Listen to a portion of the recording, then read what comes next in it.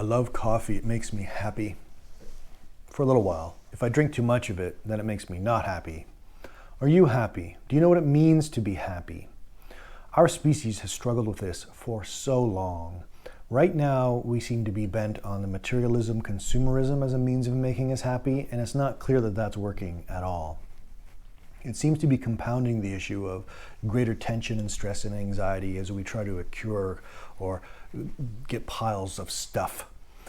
Nietzsche argues that you and I have misunderstood the nature of life. We've misunderstood the nature of good and evil. We've misunderstood ourselves. And so we cannot be happy in our constant flight from suffering.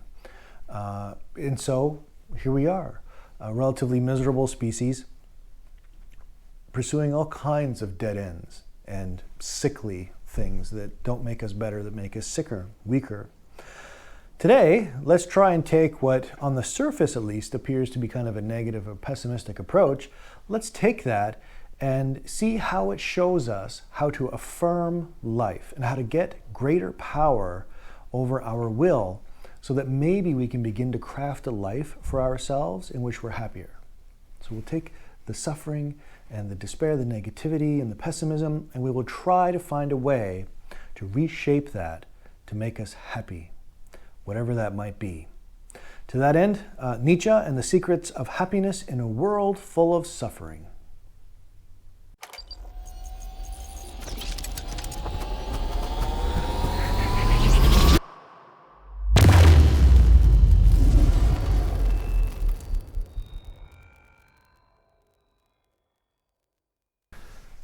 Nietzsche is fairly well known for being a mountain philosopher, walking the Swiss Alps, thinking philosophy, thinking about the nature of good and evil and right and wrong and all these sorts of things. I will argue that he's also a philosopher of the broken heart, and that much of his thinking about life and happiness comes from his experiences of having a broken heart. But because he's a mountain philosopher, it's suitable that you and I go back to Hawaii. I hope I don't get a sunburn this time, but we go back to Hawaii and we see the mountains of Hawaii. I've saved some of the best footage. Unfortunately, we don't have sound because it's not beach with the waves, but we can see some volcanoes, some dormant volcanoes, some active volcanoes, no lava, unfortunately, just steam vents. We can see mountains so high that the clouds, they touch the clouds. We can see some pretty amazing things, giant waterfalls. All of that's here. Places that look like Mars. At one point, you'll see a stream flowing down red volcanic rock and sand. I don't know what you want to call it. You'd swear you were on Mars. It's incredible. Well, one of the reasons the philosophers generally, many of them, love to put themselves in grand situations is that it enables them to think big ideas, and happiness is one of those big, big ideas. So who is Nietzsche? Let's do a little bit on Nietzsche so we can understand his philosophy a little bit better. Like Foucault, while philosophers might like to keep their philosophical thinking separate from their own personal lives, in this case with Nietzsche, I think they're inseparable. For the most part, he seems to be a miserable guy, suffering health issues his whole life. Suffering follows him everywhere. From an early age, 4 or 5, his father died. Now, his father had actually had a mental disease of some kind, and he suffered for a year. And when he finally died, when Nietzsche was quite young, Nietzsche's younger brother also died. So from the very beginning, we get this idea that Nietzsche's life is marked by suffering. His father was a minister. His father, he came from a devout, pious home, religious home, with the belief that God cares for his creation. So no doubt this had a huge impact on his thinking. Why would God, A, take my father and brother, and B, have my father suffer for a year? It seems cruel and unnecessary. He's only 4 or 5 at this point, so he probably didn't know what was going on. But you can see, of course, as it would with anyone, that would shape subsequent thinking for a lifetime. These sorts of events get lived over and over and over again. So what do we do with that? Initially, Nietzsche looked like he was going to be like his father. He was great at religious studies. He did very well in academics in general. At one point, even studied to go into ministry, to be a minister. That fell through. And it wouldn't be terribly long until Nietzsche would describe himself as the apocalyptic antichrist or the anti-Christian. So he would go from, again, a great student who understood the history of many religions and the history of Western thought generally. He would go from an understanding and a religious devotion to an outright rejection and a rebellion, fundamentally. As a person who sought after solitude his whole life, he was a very serious character, and students actually teased him while he was in school. He was so serious. By 1870, about the age of 26, he was drawn into the Franco-Prussian War in military service as a medical orderly. So I'm not really clear what that is, but he was involved with helping people. Unfortunately, he contracted dysentery and diphtheria while he was there, only compounding his already ongoing health issues. By 1879, he was a professor, but unfortunately had to retire. His health had become so bad. By 30 years of age, only 30, he was partially disabled, spending hours at a time in, quote, a real torment, end quote, stuck in bed, right? He just couldn't do anything. And for someone who loved to walk and to think, this would have been a torment for him. Throughout his life, he suffered from different things, bouts of short-sightedness or that would almost make him blind, migraines that would last days, literally days, troubles with indigestion. All of these things, again, suffering followed him his whole life, both obviously mental, psychological, and physical. When he retired, again at a very young age, he had a modest pension, he had some help from his friends, and he was able to realize this life of solitude in the Swiss Alps and other places. And there he would write some of his most famous works. By at least 1882, I'm told, that he was taking very large doses of opium to deal with his various issues. And at one point, apparently writing prescriptions for himself that he would sign Dr. Nietzsche in order to get sedatives to help him sleep. He would go on and write, again, a number of books, but ultimately lose his mind, lose his sanity. And it's not clear. At the age of 45. The story goes something like this. At 45, he's said to have been in a public space, and this probably happened, where he saw a horse either being overworked or actually hit or beaten, and he ran up to the horse and sort of like in despair, pity, wrapped his arms around the horse, and that was it. His mind was gone. Generally speaking, people think it was because of syphilis that he lost his mind, from a brothel, visiting prostitutes. He was very unlucky with women in life. Others say that maybe it was manic depressive illness of some kind, still more dementia, a stroke, maybe it was mercury from getting medicine for, which is not really good medicine, for syphilis.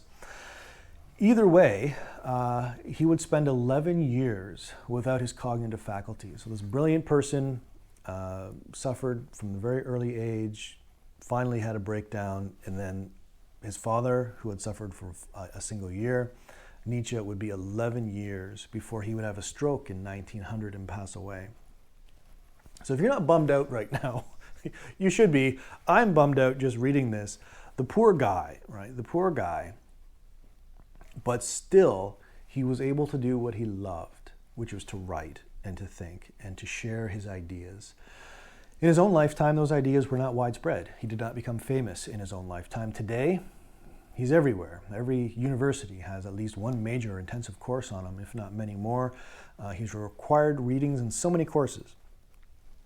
And why? Because he asked the questions that some people just simply dared not to ask. He was willing to go places and to see things in ways that are very uncomfortable, very off-putting. And in fact, that's part of his writing style. When you get around to reading Nietzsche, you will find that he's not a systematic writer in the sense that it's not like a textbook or something. He's not always clear. Often he's not clear. He writes poetically, artistically, passionately. His works are meant to agitate, to get us to be agitated. to excite, to get us to see broadened horizons, to think outside the box, not to tell us code for code, word for word, formula for formula, how to act. If we take a God's eye view for a moment, pun intended, because Nietzsche is famous for being against God, saying God is dead. But if we take a God's eye view of Nietzsche for just a moment, Nietzsche wants us to stop doing what we're doing. Whatever your moral code is about right and wrong, whatever you think success is, whatever you think progress is, you're probably wrong. And he has really good reasons for saying that, but it's probably wrong. And he argues for a transvaluation of all values. We need to restart how we think about the world, right? He goes after religion, Christianity specifically, as a way that it's holding people back. But he also goes after science. Science is just sort of a replacement for religion. Oh, sure, we said we don't believe in God anymore as a culture. That seems to be the way things are going. We don't believe in God anymore. But along comes science, and even though we're not scientists, we'll believe that they have the truth. So we had this group of people over here claiming they had capitalized truth, and now we have this group over here claiming they have capitalized truth, but they do it differently. We'll accept one or the other. Nietzsche's like, well, really, you're just doing the same thing. It's just, one guy's wearing a fancy priestly robe and the other guy's wearing a white lab coat, but they're both making assertions that they know, and we'll get back to that. All right, so we need to revalue, rethink our basic assumptions about truth and morality, and we're going to do that, hopefully, in short order. Western thought is exhausted. Western thought, the greatest academics today seem to be no clearer or no closer to happiness than others. So Nietzsche thinks maybe he has a way forward. He has a way through some of these difficulties. We need to cut ourselves off from these dated ideas. So to do that, we begin with the biggest and most obvious elephant in the room, that God is dead. God is dead, he says. It's a very famous thing, very bombastic, very in your face, right? Again, referring to himself as an apocalyptic antichrist or an anti-Christian, even though he had so much experience with religion, he's not happy with it. Quote from Nietzsche in The Gay Science, his book, The Gay Science. The gay science doesn't mean homosexual, it means levity of spirit, to be gay, to be happy, joyful. In this context, quote, God is dead, God remains dead, and we have killed him. How shall we comfort ourselves, the murderers of all murderers? So he's pointing at European culture, Christians in his culture, which was pretty much everybody, and he's saying, God's dead and you have killed him. So yeah, controversial. You're the murderers of all murderers. Wow. What was holiest and mightiest of all, that the world has yet owned and has bled to death under our knives. Who will wipe this blood off of us? What water is there for us to clean ourselves? What festivals of atonement? What sacred games shall we have to invent? Is not the greatness of this deed, killing God, too great for us? Must we ourselves not become gods simply to appear worthy of it? Another quick little phrase from Thus Spoke Zarathustra. Dead are all the gods. Now do we desire the overman to live. There's so much here, but just let me give you the superficial version. God is dead. There are a lot of ways we can explain this. We can say that in European culture, although people claim to be Christian and they claim to be religious, much like today, no doubt, they didn't really study God. They certainly didn't follow the moral code. So in their behaviors and how they lived, God is ostensibly dead, right? There's no God in these people. These people are just claiming to be religious and they're not. And then it's not hard to see that, right? You see that with terrorists who claim, we love God, and then they go out and they do horrible things to innocent people. It's obvious that for them at least, God is not alive. They think it, they sincerely believe it, but what kind of sadistic, psychopathic God would have? But, okay. There's another way to look at it in which God doesn't exist. There literally is no God. So both people don't really relate to God, even though they say they do. That's hypocrisy. But also metaphysically, there's no God. All right. Getting your head around that is surprisingly difficult. This realization of the death of God should greet you as something terrifying. If you're an atheist or agnostic, if you're agnostic, that generally means that you're sort of fence-sitting, you're not really sure one way or the other, yes God or no God. Maybe you're a skeptic, right? You think there's no way to actually get knowledge. But wherever you are on this spectrum, if you're not anxious about being an atheist, you don't get what it means to be an atheist, according to Nietzsche. One of the immediate concerns is nihilism. When you get rid of God, well, what meaning or purpose or goal is there in life? Now, you may be tempted to say, well, I could still be a good person, but what are you basing that on? Without God, without some sort of divinity, right and wrong become arbitrary. They become culturally relative. They become historically relative. And people can justify all kinds of crazy things in the name of reason that suits them, but is otherwise horrible. And that's part of what he's pointing to. Christians who are supposed to be basing their decisions about life in something divine are just, doing politics as usual, which is terrible. Why is the death of God so difficult? What do you put in God's place? This is a burden, he believes, that when you get rid of God, people are often tempted to celebrate, but is in fact a great burden to overcome nihilism, meaninglessness. And the argument is made fairly easily that a lot of atheists and agnostics who are celebrating the death of God really aren't very good atheists or agnostics, right? They haven't fully embraced the significance of the death of God. How grand is this? What did he say? Must we ourselves not become gods simply to appear worthy of it? Killing God, replacing God, maybe with something else. There is no God. What do? Well, we don't celebrate again. We find a way to recreate values, to rethink life, to rethink the human person. As a species, well over 80% of the planet is still spiritual or religious in some way. So if Nietzsche's right, and we want to move past this idea of God telling us right and wrong, it's going to be a very interesting task indeed to rethink right and wrong, rethink purpose and meaning. The other thing he draws attention to is that there's no fixed human nature. Aristotle is famous for saying, seems to be a lot of Aristotle in my Nietzsche lecture so far. Aristotle's famous for saying that we all have an essence. This goes back to Plato and Socrates as well. We have something in us like a blueprint that determines what we will be.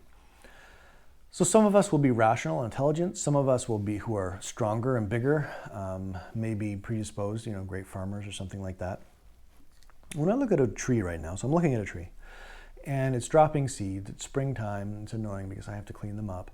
But when those seeds drop from that tree, they drop into the ground, and hopefully they fall into the soil. And if I wasn't cleaning them up, a tree might grow. A goldfish won't grow. A cup of coffee won't grow. The seeds are the blueprint for another tree. And there's very little wiggle room. Now there's some deviation, of course. That might be a bigger tree or smaller tree, depending on various conditions, but it won't be a horse, obviously. So the idea is that you and I are like that there'll be some deviation between myself and my sister, but we're just both following our genetic code. We might have something like free will, maybe a little bit. So I can choose to drink from a Doctor Who cup, and she might choose to drink from Star Wars cup, who knows. But really, we're just following our blueprints. And Nietzsche goes, that's garbage. No way. For Nietzsche, and this is this existential philosophy, we make ourselves. Yeah, sure. This was obviously DNA. The talk of DNA is post-Nietzsche. He wouldn't have known about DNA, but DNA has a huge contribution to how you and I think and see and perceive. But he's going to emphasize that as much as our bodies condition us and control us, that we have this freedom of will. If we're strong, we have freedom of will. And this is going to be a key to happiness and coping with suffering. It's not in us by mistake or on purpose that we just a blueprint.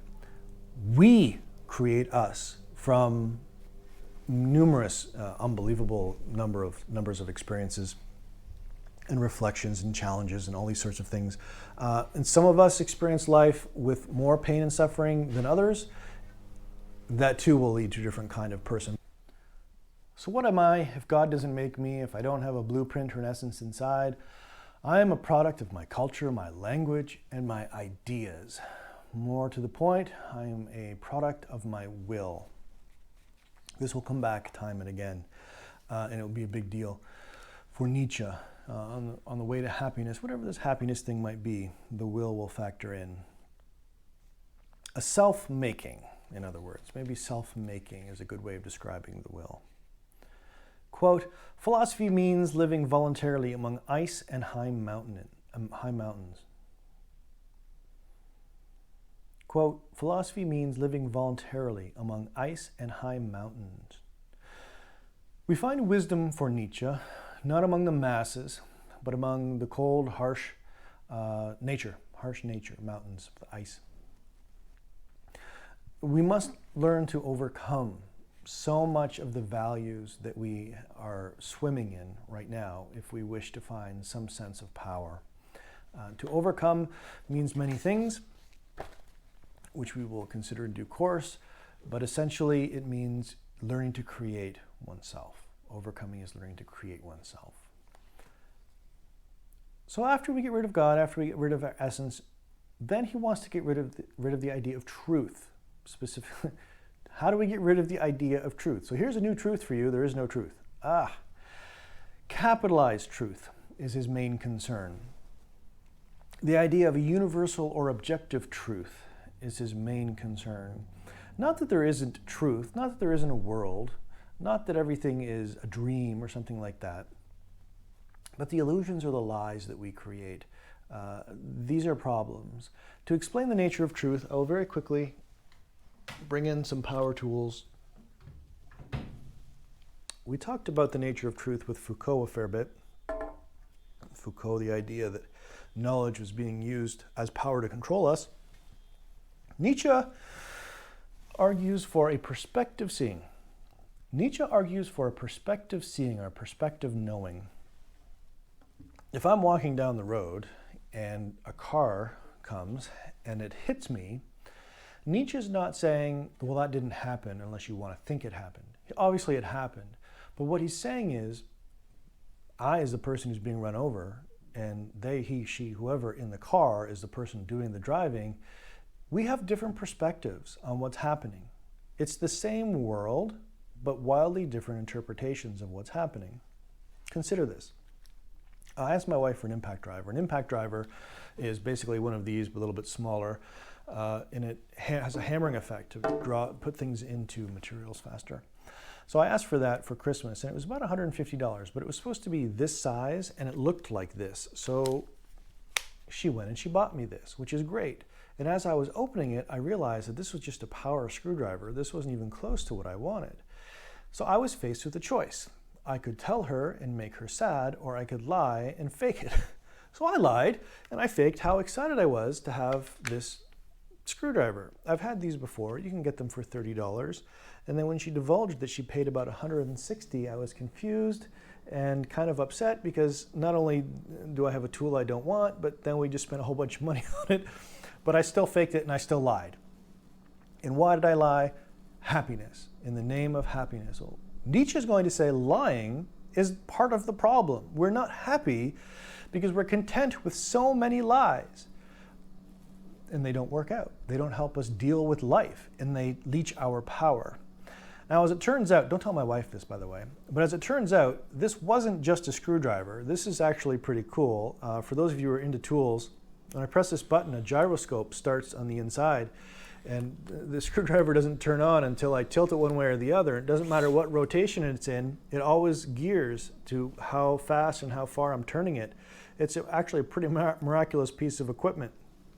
But when I look at this, if I was to say capitalized T truth, I would be claiming basically a physics, right? It's yellow, it's black, it weighs this much, it does this much, it's got a lithium ion battery. I can go right down to the molecular level, right, if we wanted to say that's the truth.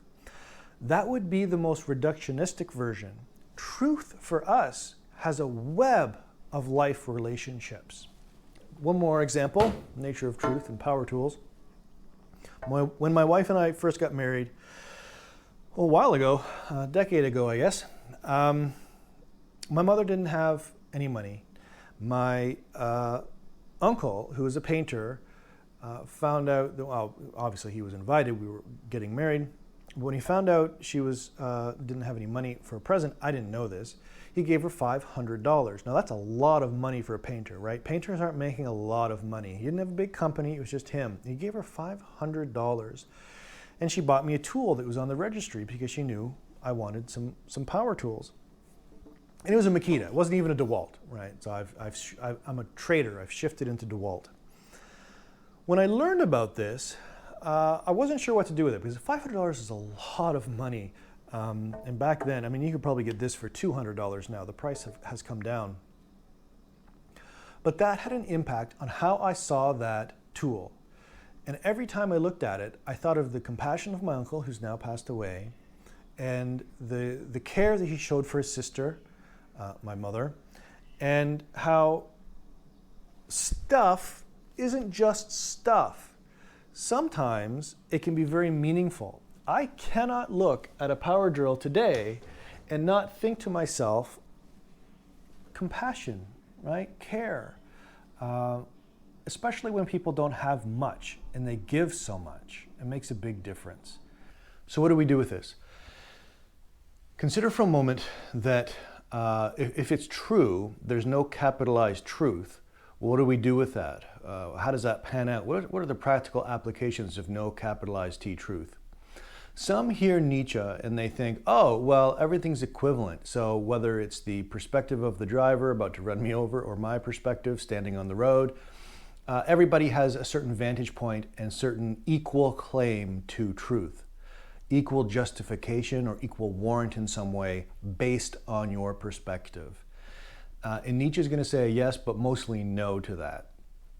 Consider that he's fighting against Western philosophy, Western thought, religion and science, Christianity specifically, saying that these institutions or these ways of thinking have historically relied on lies too much. So it's not just that we have perspectives and they're equal, it's that truth is going to require a lot of work. And we should never expect to arrive at a capitalized T, permanent, universal, ever-changing truth. We should expect to arrive at a truth that is hopefully a better vantage point, a better perspective than the rest, but still never absolute, never a God's eye point of view. And that's what is so frustrating about this. For over 2,000 years, the greatest minds on our planet have tried to come up with what we now sort of generally call an objective truth, and failed routinely over and over again. Failed not only in the sense that you and I cannot connect in an uninterpretive way, like there's always interpretation involved, but failed in the sense that if you're looking for the portrait of God, the portrait of nature, the portrait or depiction of a human being, we still can't agree. And that's all you need to know after thousands of years. It's not just that some people are wrong, it's that we seem to be all wrong in some way. The goal is to be the least wrong, right? To have the fewest illusions, delusions, the fewest lies. That's the goal. So from Nietzsche, we take away that truth, whatever it is, I don't like the word truth. It implies too much. But getting closer to reality, getting closer to the way things are, living life in its most natural, healthy, vibrant, joyful way. Quite a bit. It's a big deal to talk about joy and happiness. Especially when you don't have it, it becomes an even bigger deal. I say have it as if it's a quantity, as if it's a thing, but we'll go back to that. All right, so what is this? What do we do with this? Truth is going to be difficult. That's it. And if we are content living with lies, if we're content just with our own perspective, as if it was equal with everybody else's perspective, we're probably not going to be very happy. If only because most of us develop these perspectives of the world and ourselves and life and happiness, perspectives on happiness that are rooted in a misconception, misunderstanding of power and the human will and the nature of life, of course, as I've repeatedly said. This is frustrating in a way, right? There's this clearing away effect. It says people haven't figured it out for a very long time, whatever it is. We've settled for an idea of sort of a dumbed down version of truth that's so simple, that's objective, that it doesn't really inform us in any helpful way. It just holds us back. Therefore, what we need to do for Nietzsche, what do we need to do? What is it? Where do we go from here? And it's not clear. It's that frustrating clearing away again, as we saw with Foucault, who will follow Nietzsche. First we clear away, then we design or create new lifestyles. Then we think about how we can make our perspectives better, but it's going to take a lot. And so you can see with the loss of God, the loss of essence, the blueprint of self, with the loss of truth, a certain kind of truth, the burden of existence becomes heavy, right? The burden to be human and to understand how these things becomes heavy. No surprise then that he talks a fair bit about an affirmation of life, to find a joy in life. When you strip away the lies and you allow the tragic nature of existence to sort of come down on you or in you, you find a new joy, you find a new affirmation of life. For those who aren't familiar with tragedy for Nietzsche especially, Greek tragedy, his first book, The Birth of Tragedy, is informative on this one. Tragedy, for the Greeks at least, when you watch a theatrical play, Antigone or something like that, what you will find is that there are no happy endings. Right? It's human misery compounded upon human misery, and you walk away from something like this going, wow, life sucks, it's really difficult. But that's not the takeaway that Nietzsche had. Nietzsche looked at these things, and in the Greeks especially, they had a sensitivity to life, and in watching misery unfold on stage, in watching people suffer, they came away not with, oh, that was horrible. They came away with, and yes, this is the way it is, and we affirm life anyway. We say yes to this. We don't recoil. We don't run away. Truth is hard to find. We don't recoil and say, oh, well, I'm going to give up on truth altogether. No, we push harder. We push in to life. The takeaway, again, I keep using the word takeaway, when we finally run up against the impossibility of capitalized truth, maybe the impossibility of God, the impossibility of human nature telling us what to do, that becomes a burden that the atheists haven't accepted, that a lot of the truth, people who are into finding the truth, academics especially, they haven't accepted that.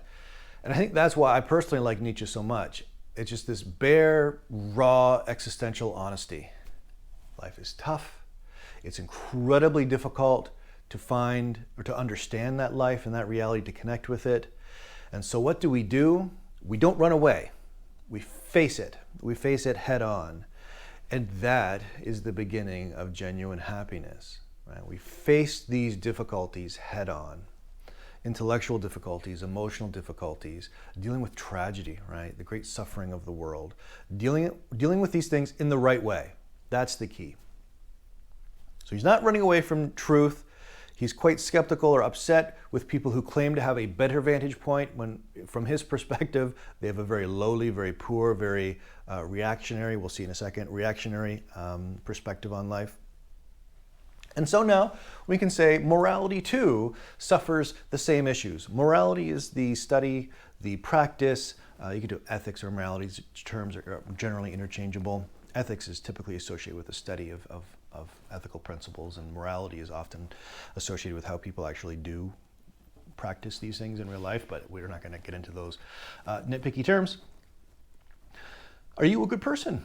Morality asks us, are we good? How do we know if we're good? And then it asks us how we ought to structure society, how we ought to relate with other people.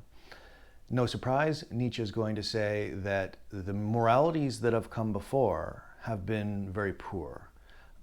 They've held us hostage. They've made us slaves in many ways.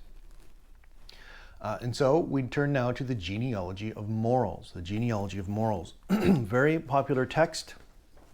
One of his more mature writings, The Birth of Tragedy, I just mentioned, is one of his first works. He would later be rather negative, maybe is the right term. He's rather negative about the first work, but by the time you get into something like Genealogy of Morals, he's had a number of years to sort of develop some of his ideas. What is a genealogy of morals? Well, morals, again, is the study, the philosophy or thinking about right and wrong.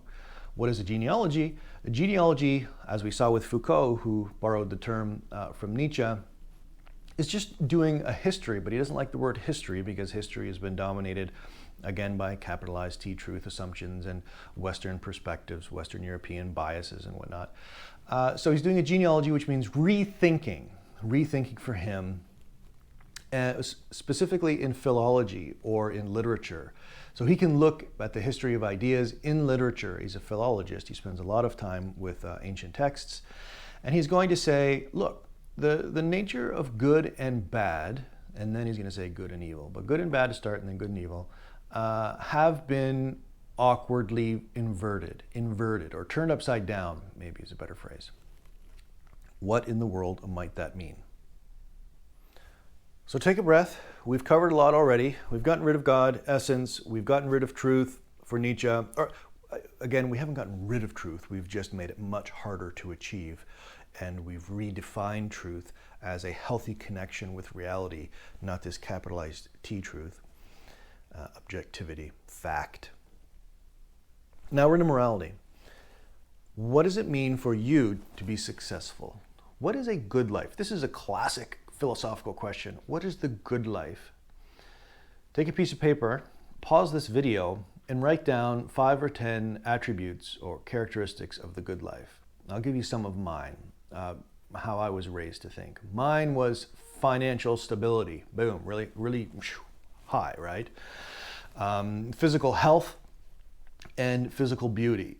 So you have to be a certain weight, you have to have a certain amount of hair, something like that, right? You have to dress the right way, you have to present in a certain way with the kind of house that you have or cars or whatnot. So there are a number of ways in which we're told this is successful, this is good. Be polite, don't be rude, don't butt in line, these sorts of things. Kindergarten or grade 1, grade 2 kind of things that you're taught in school. That is the good life. Well, is it? Nietzsche, again, doing his philosophical and philological examination of the idea of good, says, well, maybe not. Good originally meant, he's going to divide this into 2 different categories, noble or master, and then slave or common. So these 2 ways of thinking now, and you can already guess just by saying what is noble or master. Originally meant good in the sense that these were powerful people. These were people that could do their own thing. They weren't being held back by other people. They weren't being bossed around by other people. They may have had money, they may not have had money, but they were in some sense a class of people that was called good because they could exercise their will powerfully. Right? This will lead into our conversation of the will to power. And they didn't have to fear people. And if they did fear things, which is fine, everybody fears something, they would confront it and overcome it. Right? They wouldn't just give up. I surrender. They would never do that. They were a powerful class of people, and that meant good. But in the genealogy of morals, Nietzsche says, well, what's happened? I mean, something's happened since then where most people in culture, this is his assessment, most people in culture today do not define themselves as being successful in that way. What we have, he argues, is something closer to a common morality, or what he will call a slave morality, in which people are mediocre. Right? That can mean a lot of different things to a lot of different people. Mediocre can be a couch potato person who sits, plays video games all day, has no interest in maybe being educated, no interest in having a job, no interest in being artistic, creative, creating art. They just eat and sleep, and that's it. And kind of like an instinctual animal. That's the most they can achieve in life, of their own decision, of their own making. Now, some of us, I mean, in all fairness, he's talking in generality. Some of us literally cannot be these things. Right? We live in countries we can't be a noble, more powerful because we're actively being enslaved. I often, you hear this in the news, but I often think about children of the world, right, being held basically as hostages or slaves in various factories around the world, or mines, right, slave labor. Even today, this goes on, and you hear these things. And we should not look at them and go, oh, wow, they really haven't realized or maximized their potential. That's really sad for them. They should do better. That's not appropriate. But for most of us, and again, Nietzsche's looking at his European culture, affluent for the most part, they're not starving, they're not being held captive in mines. And saying, well, you've chosen a morality, you've chosen a way of life that is easy, that is convenient, but it's blocked you off from life. It's blocked you off from suffering, it's blocked you as best possible, and it's blocked you off from yourself, which means it's blocked you off from any real sense of happiness, of becoming stronger. And it has something to do with this slave morality. So two classes of people. These two classes of people are picking up on how power works. He's not going to say the noble or master class is better because they've read more Wikipedia articles and they have more facts. That's not the point. They understand life a little bit better because they're living life better, powerfully. That can mean a lot of different things. This other group of people, they have power in a way, but it's a power of holding people hostage or getting people to buy into mediocrity. And that's the wrong kind of exercise of power. It's not creative. He'll say it's things like resentful and hateful. We'll get to that. The noble class or the master class or the powerful class, I'm using the word powerful, are good not because they serve other people. One of the things that you and I are taught from a very young age is that if you're useful, you're good, right? If you can help your employer make more money, that makes you good. And that's utility. A utility is using any instrument, even something as simple as a pencil, to achieve something else. In a way, that is a form of power, and you can achieve a means of success by being useful to other people. But that's not this idealized class. And honestly, this idealized class might not be for the majority of us. Nietzsche will make this clear that probably a handful of great people will ever truly be what he has in mind when we get to this idea of the Ubermensch or the overman. So this is not something that we should expect every human being to achieve, but it's still the goal for each of us. We ought to strive towards this. And being useful is not necessarily a sign of power. Good is probably best understood simply as a description of what people are doing. That is, they're just living actively, vibrantly, they're outgoing. So good becomes a description of this active, engaged, forceful, powerful way of being. I realize I'm dancing around these terms. I really haven't given you specifics yet, but we'll get there. Following orders, you're probably not part of this great noble master class if you're following orders. We all have to follow orders as children and then through school. But eventually, when we get old enough, we should be powerful enough that we no longer need to follow orders. Right? This is not an expectation from a 3-year-old. Wow, you're following orders at 3. You're clearly part of the slave class. That's not the argument here. This group, this noble group, is more human in many respects. More human. Wow, that's crazy. Where I exist right here, right now, probably you too, we have this thing called universal human rights, where we believe that people are equal before the law, equal in terms of rights, liberty, freedom of conscience, all of these things. And Nietzsche comes along and goes, yeah, there are some people who are just more human than other people. That instinctively flies in the face of what we generally believe, that everybody should share in an equal piece of this pie called civilization, called life. And he's saying, look, you can find people throughout history who are just different. They're just stronger. They need less. They need less from people, and they produce more creative ideas, more joyful, exuberant affirmations of life. They're just out there doing these things, and in some meaningful sense, they're more human than the couch potato sitting at 45 years of age in his parents' basement watching video games, who could, if he decided to, who could exercise his will and go out and be more. There's just a genuine difference now in how they live life. One is better than the other. We have to be careful, however, that we don't fall into that trap of coming up with a pure dictate of reason or pure dictate of morality now, where we say, these are the new rules that you're supposed to follow. Nietzsche, again, will come back and say, life is about a spontaneous existence, not about following a formula or prescripted or scripted rule.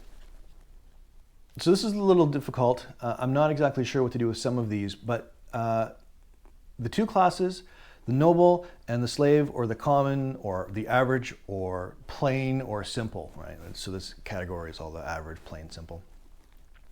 For the nobility or the master more powerful, some of their things, and this is from Nietzsche, the characteristics, powerful physically or physicality. So again, that idea of a couch potato, right? Probably a little overweight, probably not very strong. That's not the kind of thing you would expect from an active human being. Not just active in terms of doing sports or something like that, but just living life, walking among the Alps kind of thing. We would describe them as flourishing.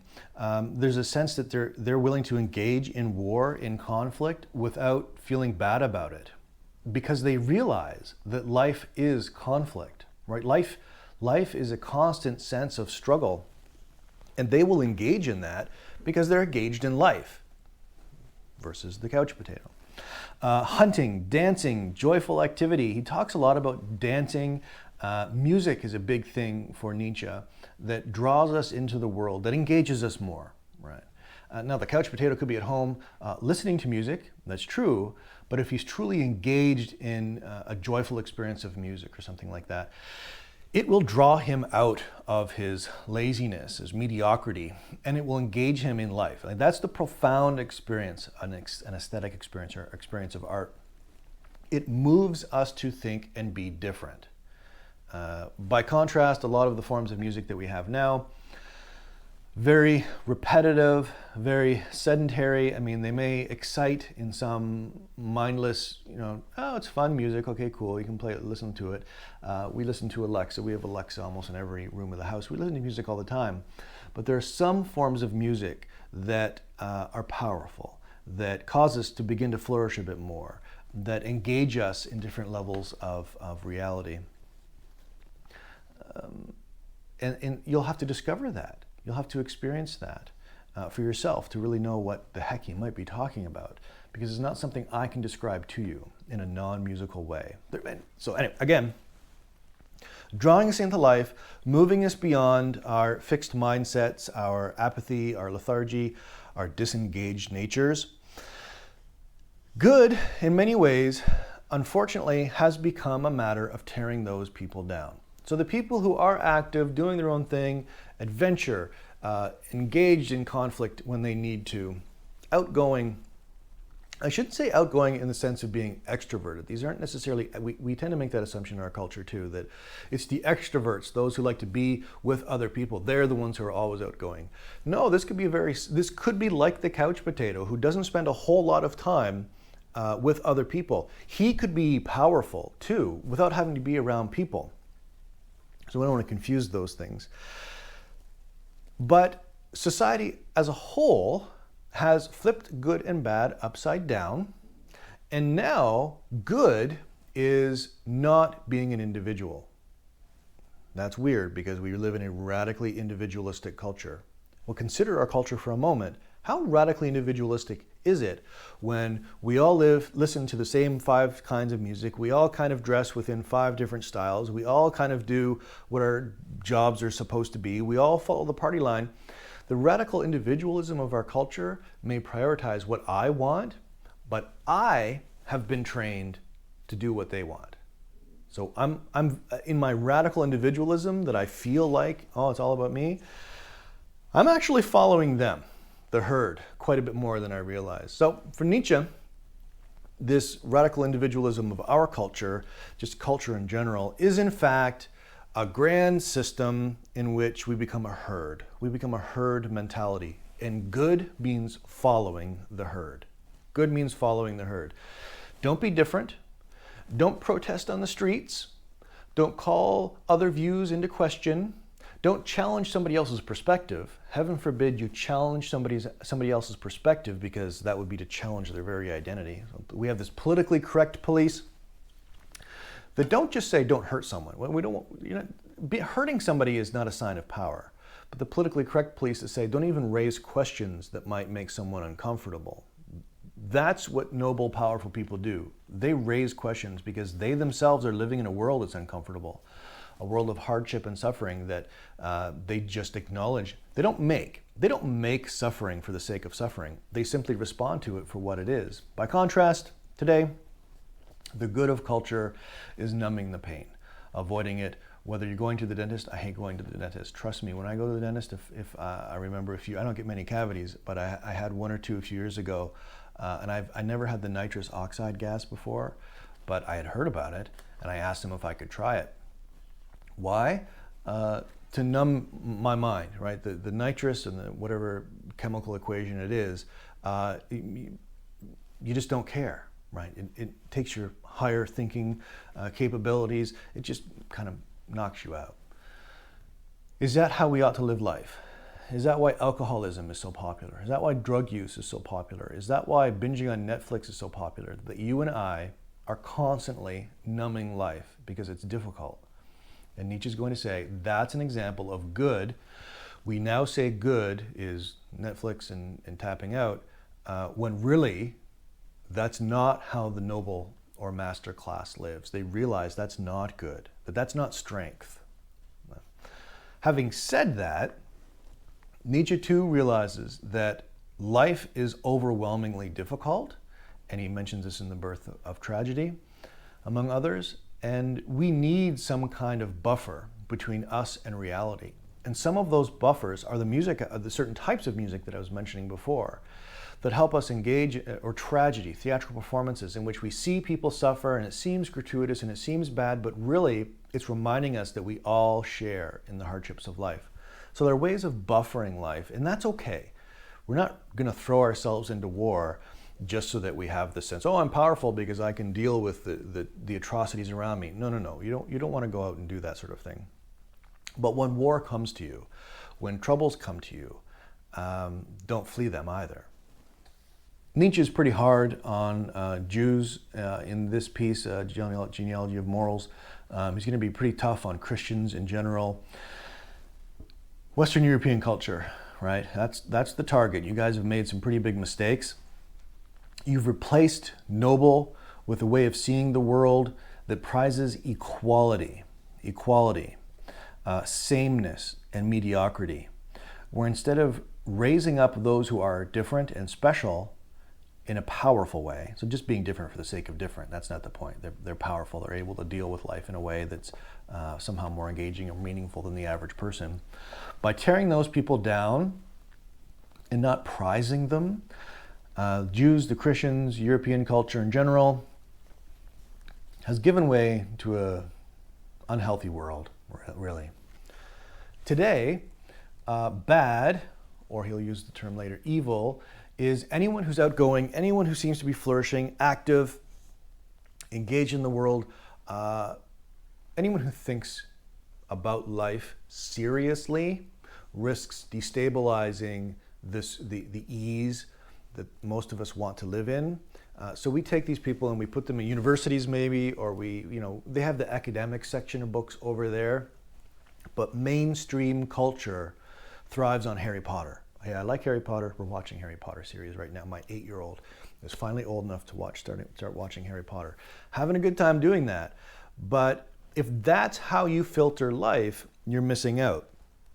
So instead of sort of an apathetic, detached, mediocre lifestyle, we need to think about something else. We need to find a way to be something else. Contemporary, I can say it, liberal, tolerant multiculturalism has a lot of pluses, but by and large is numbing us out, right? Numbing us out to being different, to finding a different way of life. Is it true that the highest ideals we have for people right now is that they be, say, rational, mostly passive, considerate of other people's values? And if it is that somehow antithetical or opposed to the very nature of life itself, where we might expect a more powerful person to maybe follow their passions more than the reason, whatever their culture says reason is? Maybe they're more active in life, exploring art, nature, theater, what have you. Art and theater go together. And maybe they're less considerate of other people. Consider that for a moment, that they might be less considerate of other people's needs because they're so driven and active going forward that they don't really have a lot of attention to be giving to other people. Well, that flies in the face of the dominant Christian, Judeo-Christian message in culture, right? To be compassionate, to be loving, to be kind. This is where Nietzsche is going. A fundamental revaluing of values to ask us at the very heart of what we believe, is that healthy? That's difficult. That's difficult. So how do you know if you're part of this slave class, this common class? One of the leading characteristics, according to Nietzsche, is resentment or ressentiment. Ressentiment, I can't even say it. Resentment in the sense of hatred. When you are resentful, you look at someone who may have power, but you perceive them as having power in some way, and you want to hurt them. You don't have enough power yourself. I shouldn't say you, that sounds too personal. The person who's resentful doesn't have power to rise above the difficulties of life, to be powerful in their actions on a daily basis. And so their only form of power, and it's a form of power, is to pull other people down, to hate. One-liners, right? Making up bad nicknames. So what was the most recent one for Trump? Bunker Boy. I saw that and I was just like, why? It just perpetuates this cycle of resentment and mediocrity because he went to the bunker and all these different things were going on with the protests. That's not power. That's lowering the bar more and more and more out of hatred, and it's the perpetuation of weak and cowardly people. It destroys greatness, whatever greatness might be. We see bullies like this in schools all the time. They lack in intelligence, they lack in creative power, and so feeling overwhelmed and powerless, the bullies act out on other people. And just some of the most egregious ways. Like, children can be so cruel to other people because they have no power and they feel naturally, this is just part of life, they feel the need to have power, to be able to control their environment. You may have heard the phrase, you're so controlling, in a negative way, right? You're so controlling. Well, Nietzsche's saying, yeah, that's how powerful people live, by being controlling. And to call that bad misses the point. For the bully who is trying to be controlling, they've screwed things up. They're trying to be controlling in a destructive, unhealthy way. Controlling in a creative, active, powerful, flourishing, whatever that might mean, way. That's different. So there's obviously different forms of control here. But the idea that we shouldn't try to be controlling of the world around us, ourselves or others, is a lunacy that that's part of the slave morality. They say they don't want to be controlling, the slave morality, but in fact, they're like the bully. They're very controlling, and they're trying to get the powerful to give up their power to be a part of the herd, and it's working. It's working. The vast majority of those of us in civilization are giving up our power to people who want it, and we're doing it because the slaves or the common person or the mediocre among us are convincing us to do that. So it's a very persuasive form of insidious, sickly power to be part of the slave. Yeah, so the name-calling thing drives me crazy. It's just so base, but a perfect example of that resentment and hatred of the slave morality. How powerless must you be to feel powerful calling somebody a petty name? It just screams powerlessness. And so this raises the larger question of happiness, to which we keep returning. If you and I are part of a much larger class of slave or common people who are bitter and angry and resentful because we haven't achieved power in life, we feel powerless, we feel pushed around, then are we happy? Are we happy? Well, of course not. We wouldn't be happy to be part of the slave morality. But part of the slave morality is that it promises happiness. Right? The classic example, Jesus talking about being meek and mild, right? Sermon on the Mount. And that you'll inherit God's favor, God's kingdom. Something good will happen if you don't stand out. If you're not this, if you're not a rebellious character like Jesus, as tradition tells us, but if you fall in line and you do what you're told, you'll be rewarded in some important way. Nietzsche doesn't buy that. He thinks that's really counterintuitive, and he thinks that just leads to people being unhappy. Is your country happy right now? Or because it's accepted sort of these slave ideologies of relinquishing power, falling in line, being meek and mild, has it somehow become sickly? I use sickly in a very open-ended way. And so we live in cultures that say, this is how to be beautiful, this is how to be strong, this is how to be successful in life. Don't try to become greater in any other way. Don't try to become a great intellect, or don't try and control your own will in any way that might get in the way of social functioning. Pity yourself if you haven't been given everything on a silver platter. Be angry when you suffer, because suffering only comes to those people who aren't very successful in life. So suffering is only reserved for the downtrodden. Just be miserable, a misery compounded on misery. And at the end of the day, lash out at other people, right? I'm stuck in my basement, 45, living with my parents. I hate everybody. Nothing's gone my way. And I'm going to put some nasty comments in the YouTube section on various videos, or a random chat site. I'm just going to lash out at people. All of this is that slave morality for Nietzsche that lacks in power and creativity and human flourishing and happiness. And all of it needs to be rethought. Some of it comes from our concern that life is meaningless, that nihilism thing again. There's that feeling that, well, if truth isn't necessarily capitalized T truth, and there's no God, and there's no whatever, then what's the point? What is the point? The point is that we learn to be different. We learn to think and feel different. And we can only do that when we learn to exercise our own wills in a certain way. We don't read the right self-help book, we don't take the right medicine, we don't watch the right shows. These are external trivialities. We must turn inward in a way before we can catalyze a better external relationship with the world. And these things go hand in hand. It's not just an internal, external thing. It's a relationship that we're going to develop between power structures, between our own confused morals and views of truth. One of the phrases I think, and I'm using this, so it might make Nietzsche upset, but it feels like he's describing the common person or the average person as a parasite. They're leeching onto others by tearing them down and robbing them of power so that they have some sense of power. Even though their sense of power is really misinformed and misplaced, it's still something, right? It's still something. So the question is, are you and I content with being these parasitical beings where we thrive often on other people feeling bad in order to make ourselves feel good?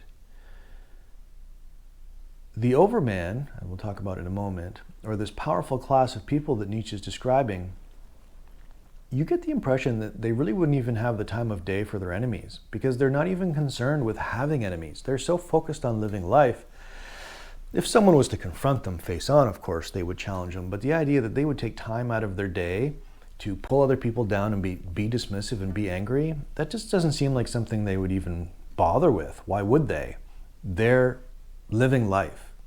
And these detractors, these common moral slaves, whatever you want to call them, sad for them, right? It's too bad for them that they're like that, but I'm not going to let them hold me back. All right, so Nietzsche's telling us these are different things that are wrong with people, that are making them unhappy, powerless, resentful, hateful, our views of morality, our views of truth, how we think about things without challenging them have made us sickly creatures, really unhealthy creatures, religion especially. Okay. Well, that's interesting. So even if we don't agree with him, the fact that he's able to say these are the sort of sicknesses or illnesses that you and I are suffering, and these are why, that's informative, and we can begin to think through, well, how to fix that.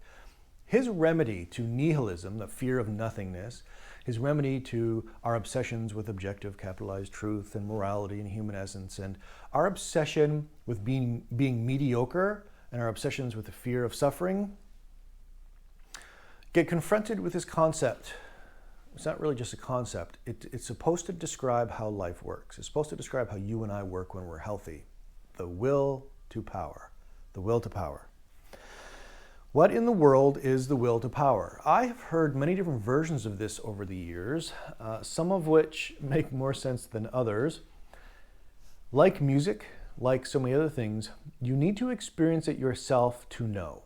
There's no formulaic, pre-prescribed programming. This is what you're going to need to do.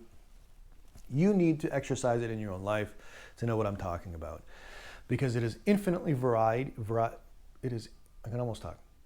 You need to experience it in your own life because it is infinitely varied. That's what I meant to say.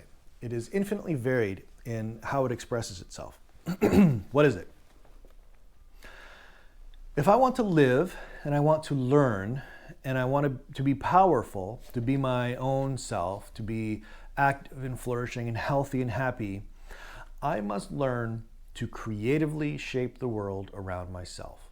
I must learn to creatively shape the world around myself. That's not just a matter of picking up tools with my hands. That is first a matter of the will, of the mind, of a thinking being. Learning to think in the right way, or a healthier way. The right way is too strong. A healthier way. I can't be reactionary and resentful. The slave and the common, they react to people in power. They react to bad circumstances. They're not proactive. We must learn to be proactive, going out of our way to do certain things. So right now, my wife and I have spent thousands of dollars, maybe $8,000 so far, on materials for a cabin. Just a cabin, an 8 by 12 cabin. I am so stressed out by this because it's so expensive to build. So we spent way more money than we had budgeted, and I'm super stressed out because I'm the one who has to build it. So I have all these materials. I have $4,000 in windows. And I have to go and I have to figure out how to put this stuff together. Now, that's terrifying. But the idea here is that if I am realizing or engaging a will to power, and flourishing, and activity, I'm living life, I'm affirming life, I will take certain risks like that. I will inform myself on how to do construction. I will inform myself on how to build. And I will go out and I will do it. I could just stay home and be bitter and resentful. Oh, my father never told me how to frame a cabin. Oh, my parents never gave me enough money to be rich. Oh, my whatever. I could go on with the excuses forever. Or I could just get on with it and do it. Right? And that's what powerful people do. I want to do something. It's important to engage life. I'm going to do it. I'm not going to be held back by a slave or common ideology about self-pity, apathy, reactionary, self-loathing, you name it. Don't be shy.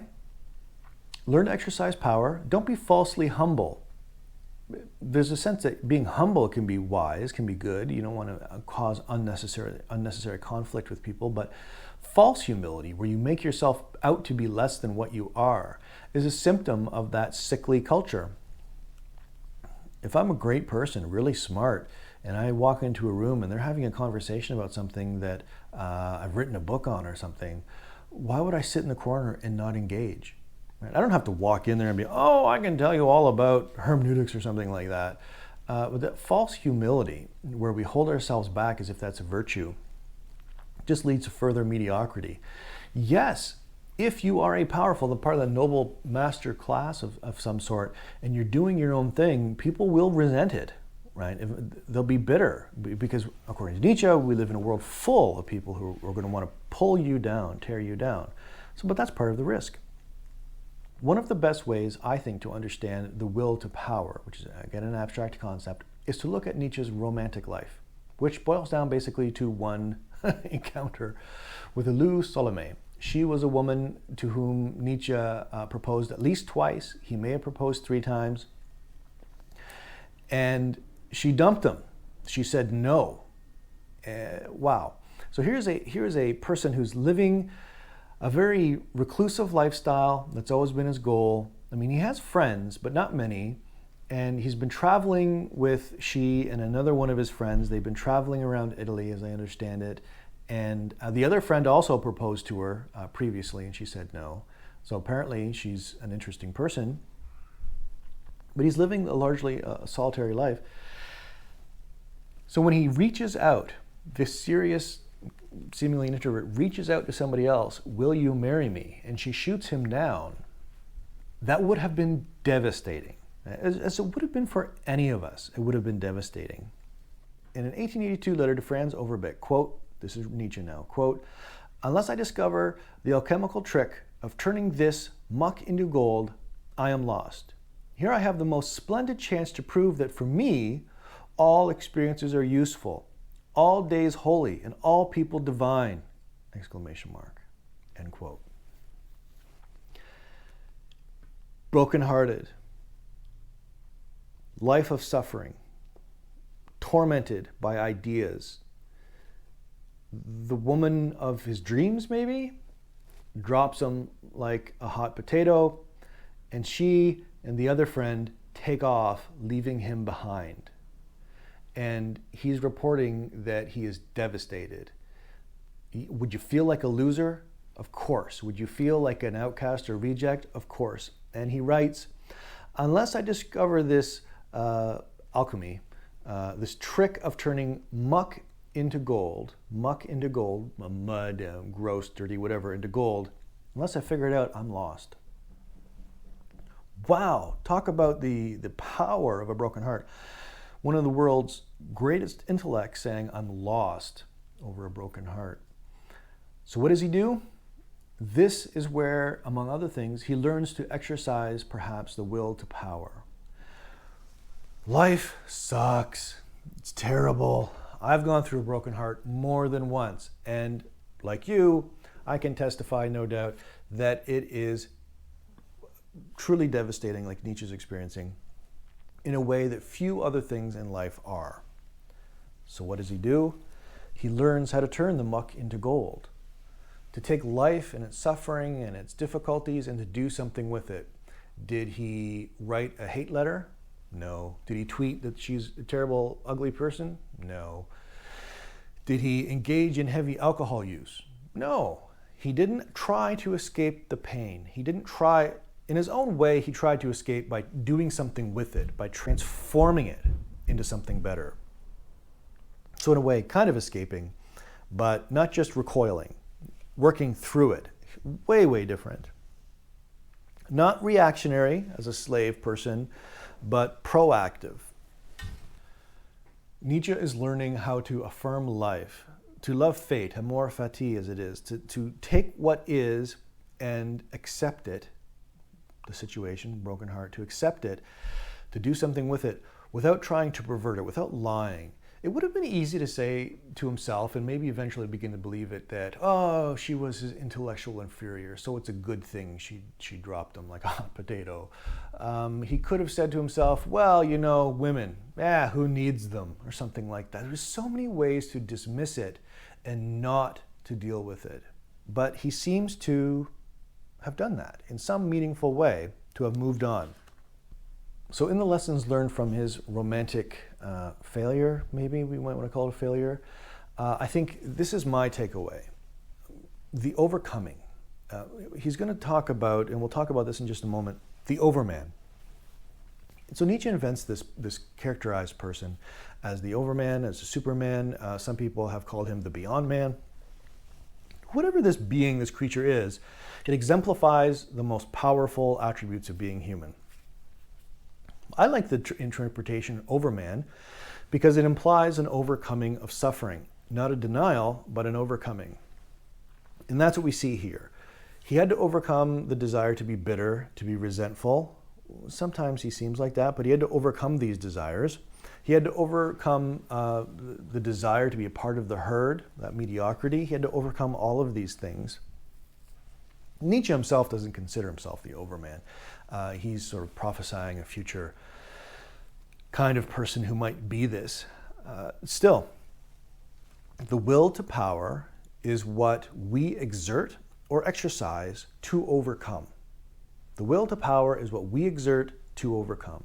And to overcome is a creative interaction, a creative living, and an affirmation of fate, a love of fate. Fate is just the way it is, right? This is the way it is. It's not fate and this is the way it is and it's never going to change. It's fate is, this is what it is, this is the way things are, and now I can do something with that. I can work through that pain and that suffering. I don't have to just accept it as it is. I don't have to just accept fate. I love it. I can say yes to it, and then I can do better. All right, I can do more with that. So this overman character, the Übermensch is the famous phrase. It's sometimes argued that the word Superman or the name Superman comes from this because Übermensch is literally Superman or overman. Some have argued that we have Uber, the car service, also from the Übermensch. But the English translation for here in Nietzsche is probably best the overman. Supremely free will, self-creating, self-control, an incredible amount of discipline, of course. Pain and suffering catalyze this person forward. They're very somber, very serious, like Nietzsche, no doubt, but also full of joy. And it's like the Greeks in tragedy. Although it seems pessimistic, although it seems negative, embracing it, saying yes to life as it is, allows you then to see the joy in things, to see the infinite rebirth of nature for having gone through a terribly long winter, right, where everything dies and then life returns. It's being able to live life in power, with power.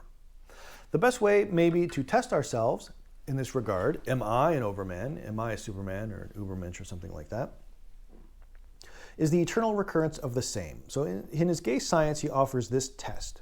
So maybe try and see if you agree with this. What if someday or night a demon were to steal after you in your loneliest of loneliness and say to you, this life as you now live it and have lived it, you will have to live once more and innumerable times more, and there will be nothing new in it. But every pain and every joy and every thought and every sigh and everything unutterably small or great in your life will have to return to you, all in the same succession and sequence. Even this spider and this moon between the trees and even this moment and I myself. The eternal hourglass of existence is turned upside down and again and again and again, and you with it, speck of dust. Would you not throw yourself down and gnash your teeth, swear, and curse the demon who spoke thus? Or have you once experienced a tremendous moment when you would have answered him, you are a god and never have I heard anything more divine?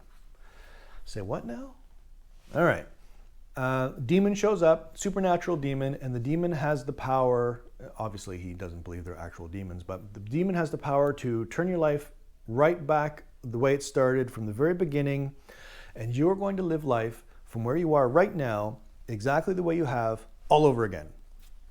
You won't know when you go back, right? Because when you go back and you start off as a baby again, you never had this demon before talk to you. So you're not going to remember talking to the demon when you're a baby or when you're growing up. You're simply going to live life as you've lived it over again. Now here's my take on that. High school was incredibly boring for me. I was never bullied or anything. We didn't really have that issue in my high school. We're quite fortunate in that regard. I just found it infinitely boring. It wasn't until university that I really enjoyed academics. And so I would say, heck no. If the demon comes to me when I'm about to go into university, I'm going to say, life was way too boring. No, thank you. I do not want to live it again. That means I failed the test. If the demon came to me now, right, in my early 40s, and said, do you want to live life again? I would say, absolutely yes. Primarily because of, children and all these different things. And then I would pass. But what does this mean? It means a few things. First, if you can live your life again exactly as it is, it means probably that you've crafted it or you've creatively engaged it in a way that is meaningful and helpful to you. I shouldn't say helpful, that sounds too utilitarian. It is meaningful to you, that is good, because you have exercised power to make it good. But if you can't, it may be because we've been victimized or we've been abused, or culture has just robbed us of any freedom of mobility or something like that. Maybe the wrong color in the wrong community, and life has just been terrible. So you've never been able to actually exercise your own power, again, because you've been literally enslaved. Or it might be because you've been the couch potato and you've decided to live like that. You're just going to play video games your whole life. Another demon says you want to do it again. You're like, no, why? Right? What was the point? Now, if the demon asks me when I'm quite young, that's one thing, because authorities, parents, they're keeping charge over us. In high school, we have to go to high school. This is a test primarily for those who have had some life living, some life years. So they've had a chance to move on and create life a little bit to their own shaping. Again, this is not a test for a 3-year-old. And that's how you know if you are getting closer to that will to power, a strength that you can affirm life as you've lived it, especially if you've lived through a lot of pain and suffering. If you can still say, yes, I can do it again, you are powerful, just incredibly powerful. Not so that you can just relive suffering for the sake of reliving suffering. That's silly. You don't want to do that. We don't want more suffering than we already have in life. But you have crafted a work of art, your life, that is worthy of living again. That's a sign of power. Are you powerful? Then you won't be passive aggressive. You won't be trying to undercut other people. You'll be too busy being powerful. Are you powerful? You probably won't be worrying too much about being politically correct, and you probably won't be responding to microaggressions from other people unless they're annoying, because you're powerful. You don't have time to relish victimizing your enemies. You don't have time for bullying other people. These are not interesting to you if you're powerful. If you're powerful, you engage life. You live life to its fullest. And you probably won't have these values or virtues. So here's a short list of things that hold the powerful back, according to Nietzsche. And I think this list will surprise you. This list, again, goes to this larger characterization of what is a powerful, healthy human being, a being that lives by passion, a being that lives spontaneously. What do they look like? Well, they may have courage. That's an okay virtue. Virtues are good character traits. They may have courage. They may have temperance, self-control, practical wisdom. That's a conversation we can have in the future. Injustice or pursuit of justice. Okay, maybe there's a sense there. But here are the bad ones from those Judeo-Christian traditions that he thinks hold us back. And I would largely disagree with most of these, but that's me. First, faith. Faith for Nietzsche is just disguised unreason and dogmatism. Faith as blind trust is so dangerous. Faith just becomes another, and you can have faith in economics, you can have faith in capitalism, you can have faith in all kinds of things. There's just a convenient way of saying, I'm not going to think about it, I'm just going to believe in it because there are some of the options, and here's one option, I pick it. I pick that one, so I believe in capitalism. Well, that's just a closed-mindedness, right? That doesn't really, there's no reason, and again, he's not big into reason, but there's no passion behind it per se. There's no affirmation of life and power by just, oh, I'm in for capitalism. But in this case, in this context, he's talking about religion. Hope is super dangerous in a religious context or in a capitalistic context or in a scientific context, trying to find objective truth. Hope as a belief in that which is not yet. Okay, so there's maybe a belief in something that's not yet, but when it comes to heaven and you have hope in going to heaven and you begin to deny this life, that's a problem. When you have hope in dying and going to heaven, suddenly the people around you, realizing your own power, these things just become, who cares, immaterial. And we can see this in capitalism too, right? A hope in becoming a millionaire, and then you begin to care less about the poor or your community because you're so focused on some other lifestyle of life. This is me. This is not Nietzsche talking about hope in the context of capitalism. That's just one example. Maybe even patriotism. He hated nationalism. But maybe patriotism too can be a form of hope, that I hope so much in my country that I will defend it, but at the expense of every other country, right? So when you have hope in something like heaven, you are simultaneously dismissing other realities. And when it's the reality you live in, the actual reality that you live in, that's a problem. Hope devalues the world, your immediate world. Not good when it does that. Again, I would disagree in some certain respects that we need hope, but that idea of hope that devalues or dismisses, I buy into that. That makes sense. I don't want that.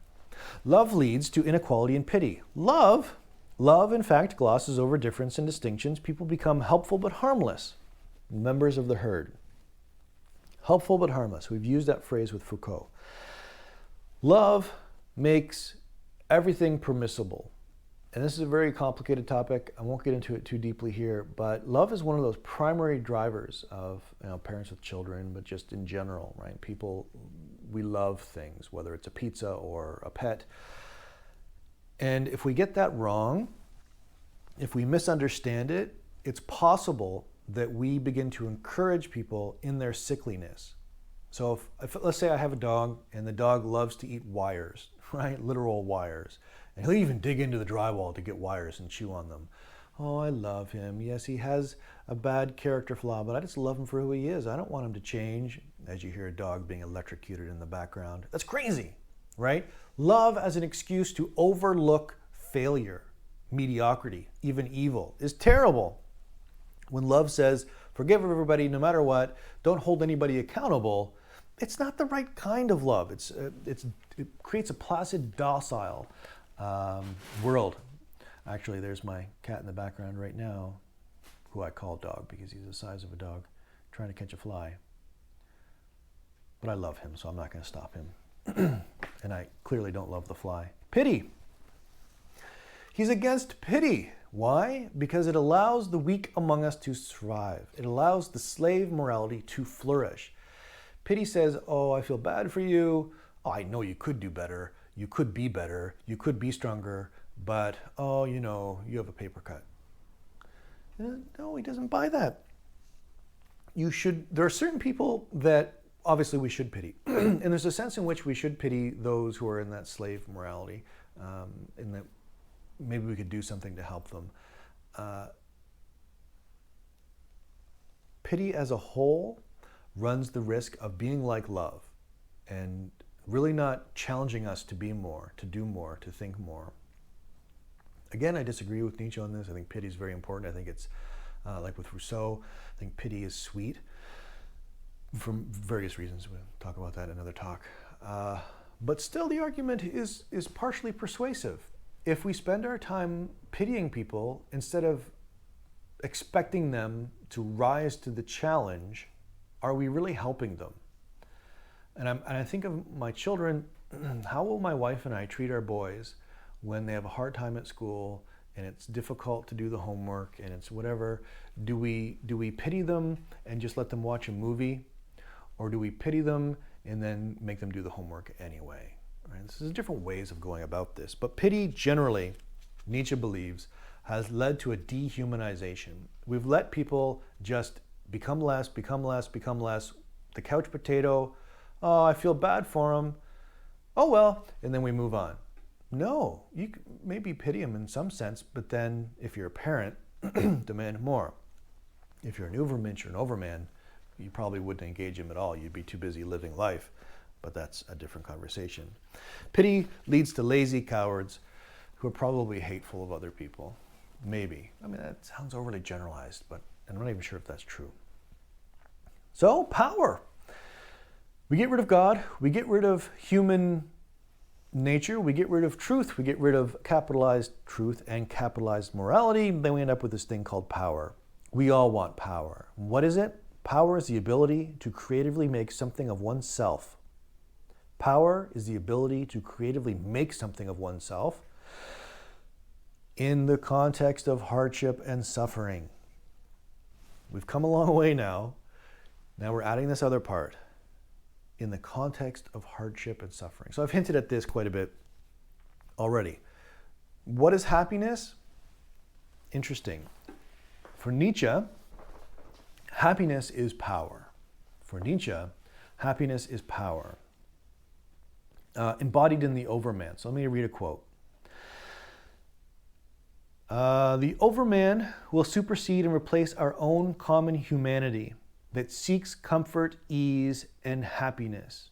So the overman wants to be happy, he's full of power, will replace and supersede our own humanity that seeks comfort, ease, and happiness. Whoa, whoa, whoa. I thought we were talking about how to achieve happiness. And here the overman is overcoming happiness. Yes, the form that we currently are already accept. That's the one he's overcoming. More of the quote. Behold, I teach you the overman. In him, your greatest contempt can be submerged. What is the greatest thing that you can experience? It is the hour of great contempt, the hour in which even your own happiness becomes loathsome to you, and so also your reason and virtue. The hour when you say, what good is my happiness? It is poverty and pollution and wretched self-complacency. But my happiness should justify existence itself. Again, he's talking about how we currently think of happiness. And we say happiness in that sense of avoiding suffering, avoiding pain. That's how I measure success in life. And he's saying the overman says no, he inverts that. As we saw in the Genealogy of Morals, there's that noble class and the slave class, and the noble class has a very different sense of happiness as struggle, as dealing with life, as working through life. So now the overman embraces that, and he's overcoming the false, sickly happiness that we accept. That form of happiness can no longer justify existence or be used to judge existence.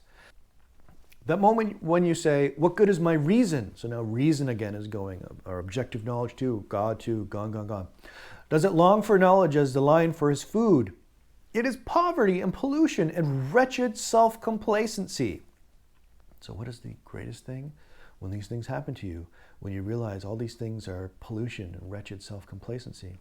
The hour when you say, the greatest hour when you say, what good is my virtue? And yet it has not made me passionate. What's the point of being a good person if you have no passion, if you're stuck in the basement, right? How weary I am of my good and my bad. It is all poverty and pollution and miserable ease. How weary I am of my good and my bad. I'm so tired of this good and bad thing, okay? It is all poverty and pollution and miserable ease. He's moving past these categories of good and bad, of good and evil too. So much is happening here. What is power? Power is an aggressive response to your own misunderstandings. Power is realizing this wretched self-complacency. Power is getting angry at your views of happiness that have held you back. It's okay to be angry. It's okay to be even hateful of the things that are making you sick, as long as you're not dwelling on it, right? That slave morality way to just obsess about that kind of thing. It's got to be the catalyst that moves you forward. We're suffering from what he calls a tyranny of the timid. A tyranny of the timid. We need to get past that if we want to be happy. The old version of happiness has to go. Quote, are we not, with this tremendous objective of obliterating all of the sharp edges of life, well on the way to turning mankind into sand? Sand, small, soft, round, unending sand. Is that your ideal, you heralds of the sympathetic affections? We want to make everything so soft like sand. If your goal, if your deal, so what is happiness? Many of us, and I would have done this too, and sometimes still do because I'm not the Ubermensch, but my ideal of happiness is being able to spend time on the beach somewhere in a tropical setting, just getting away from the routine of work. There, that's it. If you won the lottery, what are you going to do with your life? You win the lottery, how's it going to change? If you're going to go sit on the beach for the rest of your life, You're not powerful, right? You just don't. That's you tapping out. Oh, I have lots of money, so now I don't have to do anything. That is the opposite of what will make you happy. You need to be doing things. You need to be exercising power, creative power. And if you're not exercising that creative power, you're dying. For Nietzsche, he's somehow less human. Certainly not happy. I'm going to read 2 quotes, and then I'm going to read a summary now on happiness. From Beyond Good and Evil. The discipline of suffering. So another way of talking about the will to power is the discipline of suffering and how we deal with it. You want to be happy? You got to practice the discipline of suffering. If you want to be happy, you have to practice the discipline of suffering. Do you not know that it is this discipline alone which has created every elevation of mankind? Every person who's stronger, every person who's more original, and every person who's happy has suffered and is suffering. There's no end to the suffering. There may be temporary reprieve, but don't think there's a point in time you're going to turn 40 and never suffer again. That tension of the soul in misfortune, which cultivates its strength, its terror at the sight of destruction, its inventiveness and bravery in undergoing, enduring, exploiting misfortune. Exploiting misfortune, interesting. And whatever of depth, mystery, mask, spirit, cunning, and greatness has been bestowed upon it, has it not been bestowed through suffering, through the discipline of great suffering? I probably could have just started and ended the whole talk with this quote, right? What is the point of life? A certain discipline of working through it all. And as we've seen, there are many ways in which that gets derailed, right? Thinking about morality and God in different ways derails it. Also, our own apathy and laziness derails it. From Beyond Good and Evil again, a little later in the text. The intellectual haughtiness and loathing of every man who has suffered deeply. It almost determines the order of rank how deeply men can suffer. The chilling certainty with which he is thoroughly imbued and colored, that by virtue of the suffering he knows more than the shrewdest and wisest can ever know, that he has been familiar with and at home in many distant, dreadful worlds of which you know nothing, end quote. This is something else. This is a man who suffered his whole life, obviously, and he's looking at suffering and he's saying, it has let me see past the veil of lies. It has allowed him to understand everything that he understands because of suffering. Not because of happiness in the sense of tapping out, laziness, or psychological hedonism, or substance abuse, although he seems to be suffering from that. The discipline of suffering has made him strong. That's his thinking. So what is happiness? Simply put, from his Antichrist, the Antichrist, quote, what is good? Everything that heightens the feeling of power in man, the will to power itself. What was good with the master noble class still is the same today. When you feel your power, when you're exercising your power, that's good. That's good. And anybody who tries to leech your power, well, you can let them, just ignore them. You can battle them if you wanted to. But they're just responding in a powerless way. They're not your equal. What is bad? Everything born of weakness. Some sort of a simple binary. If it's born of weakness, that slave of morality, hate, resentment, the desire to pull down is all weakness. What is happiness? Again, from the Antichrist, what is happiness? The feeling that power increases, that resistance is overcome. This is probably not the best bumper sticker. The feeling that power increases, that resistance is overcome. When I graduated with my first philosophy degree, I remember driving home and I started to cry. Just, not like weeping would be dangerous or something like that, but I started to cry because I was so happy that it was done. It had been a very difficult time. My mother was very sick. Juggling these two things, trying to financially just survive, was just incredibly difficult. And driving home that last day that I knew I had that diploma was awesome because I had overcome. That's happiness. the feeling of overcoming. Sometimes we have to give up. There are so many things in life that we cannot fix, and it behooves us to have the wisdom to know when we can't overcome certain hurdles, right? But much of life can be overcome. So what is happiness? The feeling that power increases. I will be so happy when this cabin is built and that I will have overcome my fear that I've spent thousands of dollars and I've screwed it up. If I've measured wrong and the windows don't fit, there could be hundreds of dollars I'll have to throw out and not tell my wife. Talk quietly. But when it's done, I will feel good that I've been creative and that I've exercised my power. When my children are raised, I will know that we have overcome the countless sleepless nights and the stresses and the anxieties of that's power, the feeling of overcoming. And if I never left the basement, and if I never stopped playing video games, I would never have felt power. And that's happiness. Not the will to truth, not the will to money, not the will to comfort, not the will to happiness in that traditional way. The feeling that power increases. And when we do this, we will welcome suffering, we will welcome failure, because these things we recognize are the ingredients to happiness. So you want to be happy? How can you be happy? Realize that difficulty is normal and be happy for the difficulties. Don't cultivate suffering for its own sake, but when difficulties and suffering arrive, jump into them.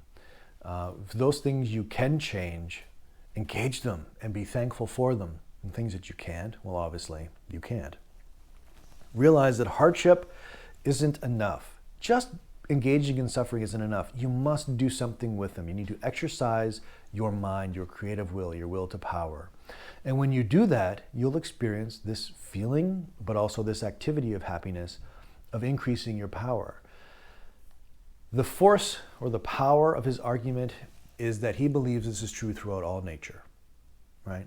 The plant that dissolves the ground and the nutrients in the ground to make itself strong, the lion or the sheep that consume meat or grass that are destructive in a certain way, they're affirming their will. You and I, the same way. As we live life, we're in conflict. We're in a battle, a fight, a struggle. Struggle is a better word. You famously heard him say, "That which does not kill me makes me stronger." I think he stole that from Schopenhauer, if I'm correct. That which does not kill me makes me stronger. For Nietzsche, the attempt to abolish suffering is, quote, a supreme idiocy, end quote, a supreme idiocy. So let's not be that. Let's not be supreme idiots. Happiness comes from cultivating trouble. All right.